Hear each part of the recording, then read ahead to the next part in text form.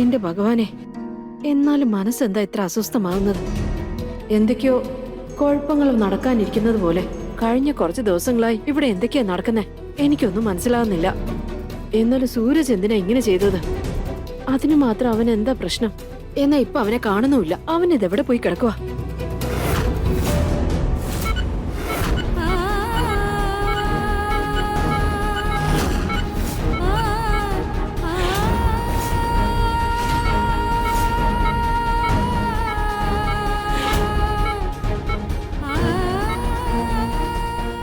ഇതിലുള്ള മെഡിസിൻസ് ഉടനെ വാങ്ങിച്ചിട്ട് വരണം.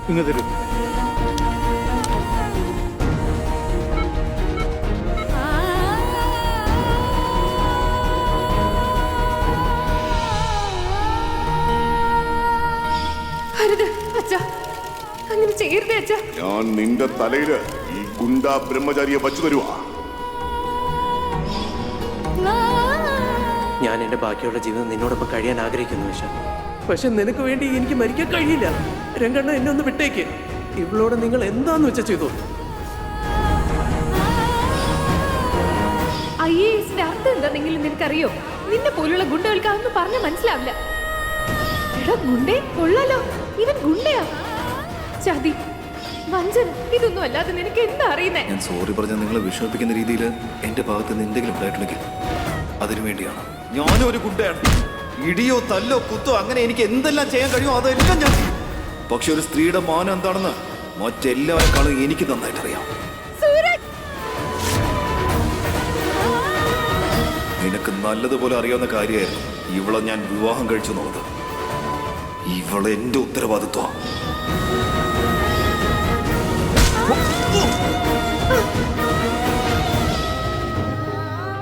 ആദ്യ അച്ഛൻ, പിന്നെ രോഹൻ, ഞാൻ മനസ്സുകൊണ്ട് ഇഷ്ടപ്പെട്ടവർ, എന്നെ കണ്ണടച്ച് വിശ്വസിച്ചവർ, അവര് തന്നെ എന്നെ ചതിച്ചത്.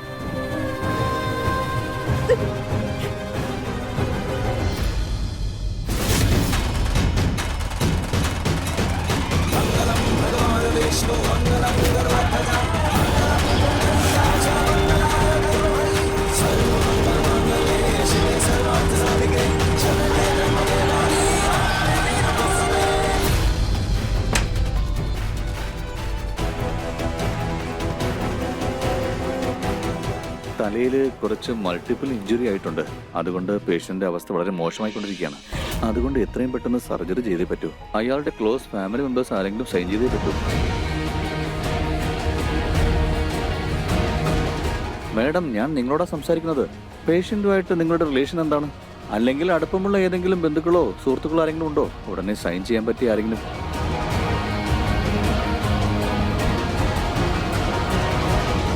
ഉണ്ട്, ഞാൻ സൈൻ ചെയ്യാം. പേഷ്യന്റുമായിട്ട് നിങ്ങളുടെ റിലേഷൻ എന്താണ്?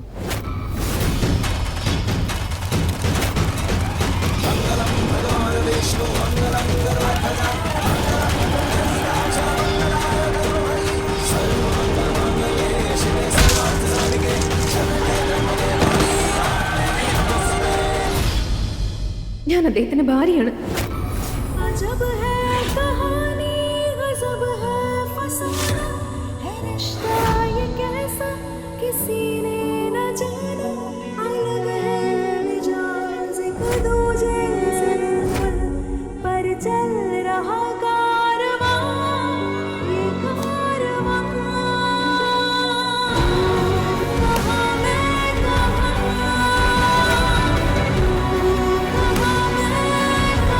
നിങ്ങൾ പെട്ടെന്ന് ഓപ്പറേഷന്റെ കാര്യങ്ങൾ നോക്കിക്കോളൂ. അദ്ദേഹത്തിന് ഒന്നും സംഭവിക്കാൻ പാടില്ല.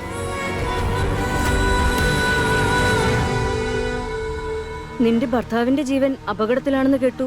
ഇവിടെ പുറത്തൊരു ഹനുമാന്റെ അമ്പലമുണ്ട്. അവിടെ ചെന്ന് ആത്മാർത്ഥമായി പ്രാർത്ഥിക്കുകയാണെങ്കിൽ ഭഗവാൻ നമ്മുടെ പ്രശ്നങ്ങളെല്ലാം തീർത്തു തരുമെന്നാ പറയുന്നത്.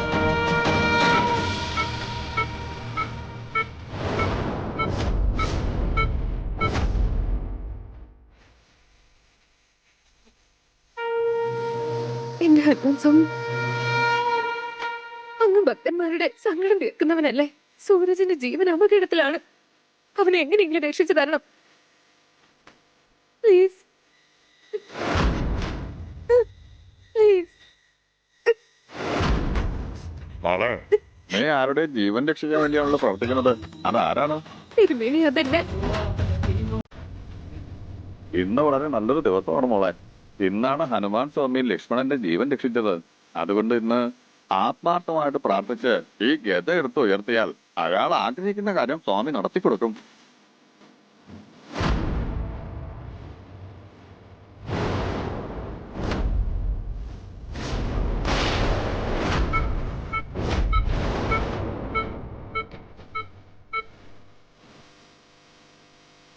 സൂരജ് ഇന്ന് എന്റെ ജീവൻ രക്ഷിച്ചു.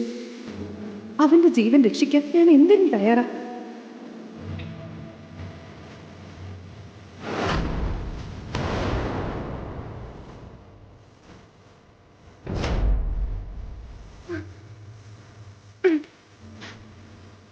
ഇത്രയും വെയിറ്റുള്ള ഗത ഈ കുട്ടി എങ്ങനെ ഉയർത്താനാ?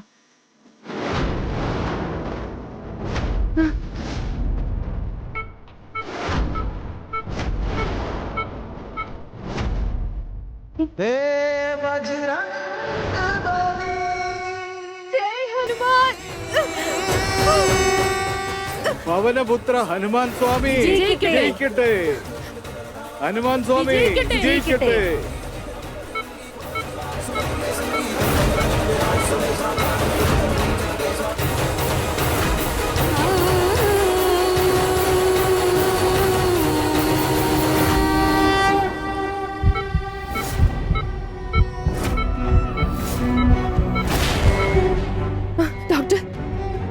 ഡോക്ടർ സൂരജിന് എങ്ങനെയുണ്ട്?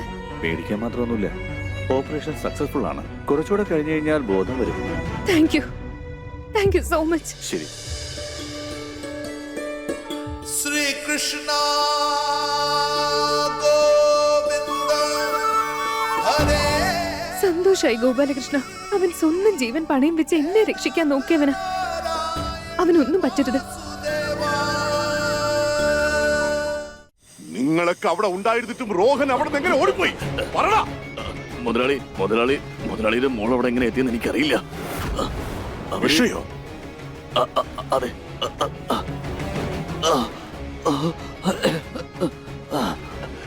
അവരാ പയ്യനെ രക്ഷിക്കാൻ വേണ്ടി വന്നതാ. ഇഷ മാഡം ആ പയ്യനെ രക്ഷിക്കാൻ വേണ്ടി അവിടെ വന്നതാ.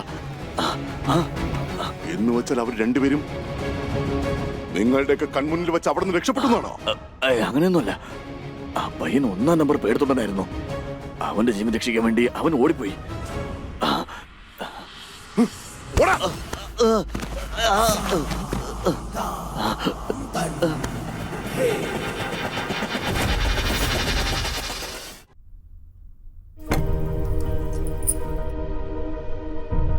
ദേഷ്യം വെറുപ്പൊക്കെ മനുഷ്യരോടല്ലേ കാണിക്കേണ്ടത്? ആഹാരത്തിനോട് എന്തിനാ അമ്മായി? എല്ലായിടത്തും അന്വേഷിച്ചു, എവിടെയും കണ്ടില്ല. എന്തിന്? പോലീസ് സ്റ്റേഷനിൽ വരെ ചെന്ന് നോക്കി. സൂരജ് എവിടെ പോയാണെന്ന് ഒരു പിടിയില്ല. ഇന്ന് വരെ അവൻ ഒരിക്കലും ഇത്രയും സമയം വീട്ടിൽ വരാതിരുന്നിട്ടില്ല. അഥവാ വൈകിയെ തന്നെ അവൻ വിളിച്ച് പറയാറുമുണ്ട്. പക്ഷെ ഇതിപ്പോ എന്റെ ഭഗവാനെ, എന്റെ മോൻ എവിടെ പോയതാ?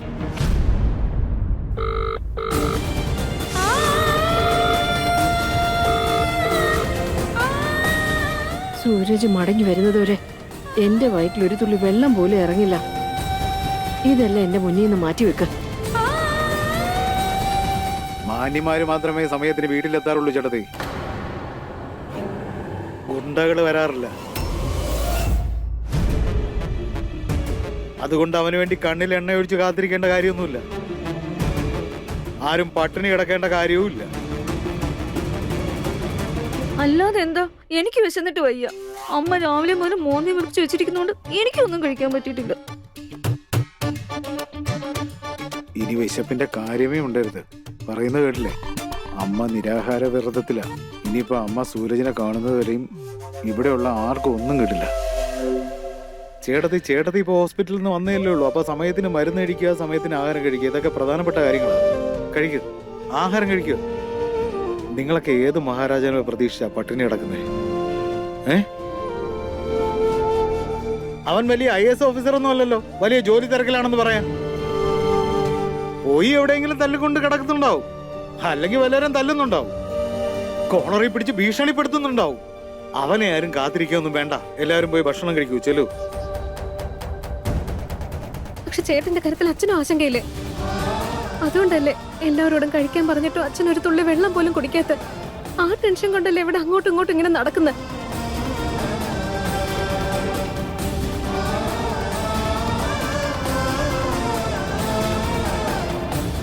എന്നാ ഞാനിരുന്നല്ലോ, പോരെ? ഇതുപോരെ?